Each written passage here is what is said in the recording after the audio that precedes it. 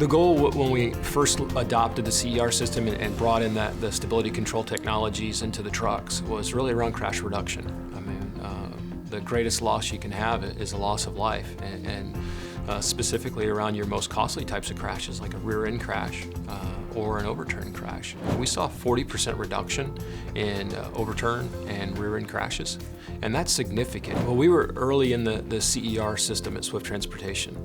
We kind of look at it, we were one of the founders, if you will. We had companies like Meritor, Wabco, and Bendix coming to us with their technologies, and we saw that as a huge benefit, technology you could put into the truck.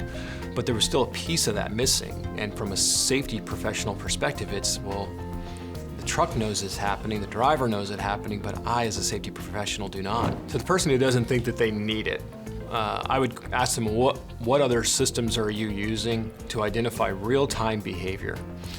I liken it to if you have a small child and you see the small child walking over to stick their hand in the electrical socket. You don't wait until after it's happened to go talk to them about it. And you don't wait till after the second or third time that they've done it to talk to them about it. You want to talk to them about it just before it happens, or as closely to the occurrence as possible. And these kind of system lets you do that.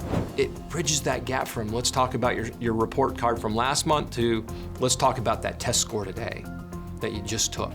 And that is very powerful from the standpoint of a safety professional, because the closer you get to the occurrence of the behavior, the more impactful the conversation will be, the more long-lasting that conversation will stay with that driver, stay with that individual. No matter what the behavior was, they're going to remember that because they can relate it to what they just experienced. You have to have it. The technology is being mandated.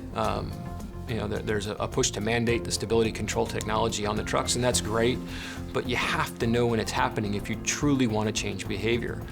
Being able to go to your truck and download and find out this truck had this many events in some time window is great, but you really need to know if you're trying to affect change within your organization around safety, and if you're trying to build a culture of safety and change your numbers, you have to know when it's taking place, and this is how you do that.